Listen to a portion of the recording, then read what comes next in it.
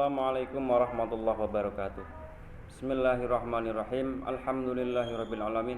Allahumma shalli ala sayyidina maulana Muhammad. Subhanaka la ilma lana illa ma 'allamtana innaka antal alimul hakim. Wa qala an-nabiyyu sallallahu alaihi wasallam yarfa'illahu alladziina amanu wal ladziina utul ilma darajat. Pemirsa Mindar TV yang dimuliakan Allah, alhamdulillah pada kesempatan hari ini kita bisa bertemu walaupun secara media sosial, dan mudah-mudahan tidak mengurangi ketakdiman serta kesemangatan kita untuk mencari ilmu. Saya akan memaparkan beberapa materi, tapi saya khususkan pertama yaitu materi sholat. Kenapa saya memilih sholat? Karena sholat adalah rukun dari Islam yang nomor 2 setelah syahadat. Namun sebelumnya mari kita tawasul kepada guru-guru kita, orang-orang yang telah berjasa kepada kita. Mudah-mudahan mereka yang sehat diberikan tetap kesehatan, dan mudah-mudahan mereka yang sudah meninggal diampuni Allah Subhanahu wa taala. Ila hadratin Muhammadin sallallahu alaihi wasallam. Al-Fatihah.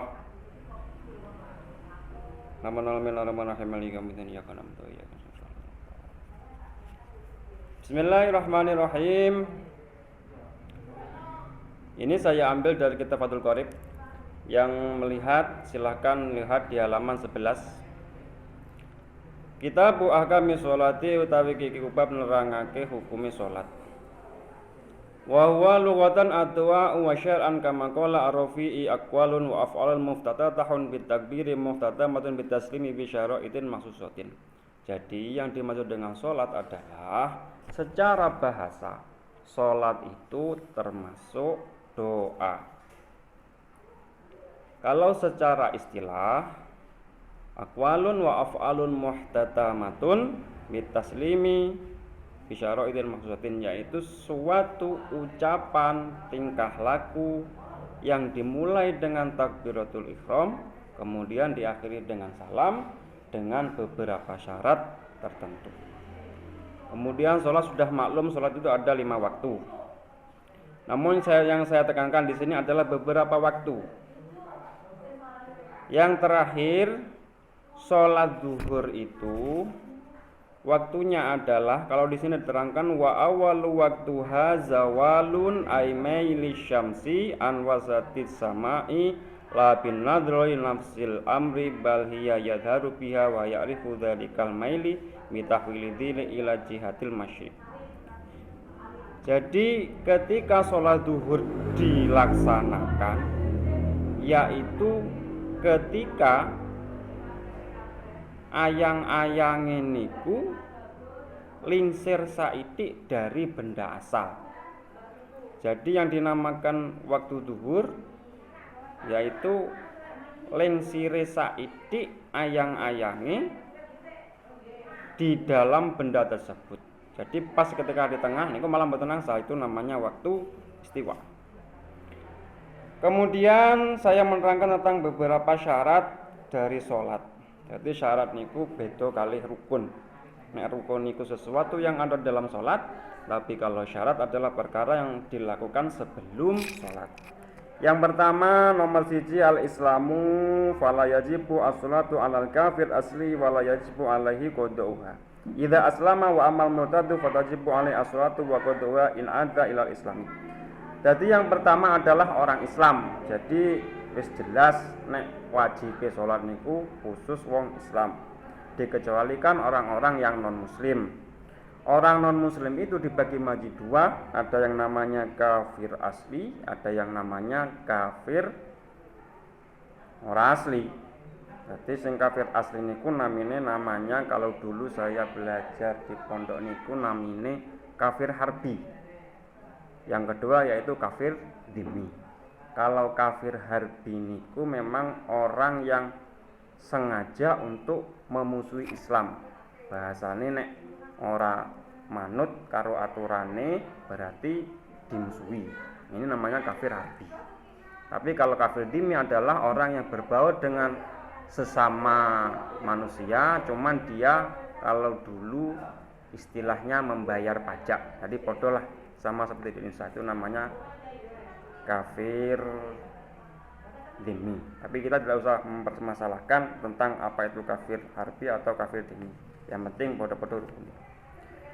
Jadi tidak wajib bagi orang kafir yang baru masuk Islam untuk mengkodoi, mengganti sholat ketika dulu dia masih belum Islam. Contohnya masuk Islam pada umur 50 tahun. Jadi mboten wajib ngodoi sholat ketika usianya sudah melampaui 50 tahun. Beda dengan kafir yang tidak asli, termasuk kafir yang namanya murtad. Jadi wong murtad niku nek umpamane umur 50 tahun niku murtad, terus umur 60 tahun balik maneh Islam, jadi umur 50 sampai 60 tahun itu ngodoni salat. Yang kedua yaitu baligh. Nah, kriterianya baligh untuk laki-laki 15 tahun, untuk yang perempuan 9 tahun. Ini bahasane fala yajibu ala sobi wa sobiyatin lakin yu'ammaroni biha ba'da sab'i sinina. Jadi ora wajib bagi anak kecil, cuman harus diperintahkan untuk sholat ketika dia sudah berumur 7 tahun. In hasola atamizu biha. Dadi nek wis arek rada beneh dadi dikongkon salat. Wa illa wa ba'da tamyizi wa yadribani ala tarkiha ba'da kamali isyri sinina. Dadi nek wis umur 10 tahun ora gelem salat, maka kudune dikepuk. Nggepuke ya aja di tempat-tempat yang berbahaya. Wasal itu yang nomor 3 syaratnya sholat yaitu mempunyai akal. Dikecualikan orang yang gila. Wis jelas. Kemudian kriterianya gila yaitu orang sing tidak berakal. Kemudian wahwa hadud taklifi sagitan bi ba'di nusahil matan, yaitu orang yang tidak terbebani dari keberadaan syarat-syarat dan syariat Islam karena dia ini sedang gila. Selanjutnya yang terakhir tentang pembahasan dari jadi perbedaannya perempuan dan laki-laki ketika sholat niku ada 5 model. Ya ngeling-ngeling nggih. Jadi laki-laki dan perempuan niku ora 5 model sing boten padha ketika sholat. Jadi kalau sampeyan semuanya mempunyai anak laki-laki atau mungkin jenengan punya adik perempuan atau sebaliknya, jadi nenek masih laki-laki sampean perempuan atau sebaliknya sampeyan laki-laki mbake ada di depan sampeyan ketika sholat, kok model ketika sholat itu tidak sama, maka itu memang ada aturannya seperti itu. Yang pertama adalah seorang perempuan itu membedani laki-laki, berbeda dengan seorang laki-laki ketika dia sedang rukuk. Di sini redaksinya farrajulu yujafi ayyarfa'u mirfaqai an jambihi ayyarfa'u batnahu an fakhidaihi. Dadi nek wayahe rukuk, dadi seorang perempuan niku rodok mepetne sikute ning perutnya kalau perempuan. Yang laki-laki ndak, agak merenggangkan sedikit. Itu ketika sedang rukuk. Selanjutnya ketika sedang sujud juga sama. Jadi ketika laki-laki rodok membenggang saithik. Anak perempuan boten rodok incuk. Jadi sampean tidak harus sama dengan kakak yang perempuan atau mbak yang sedang berada di depan sampean ketika sholat.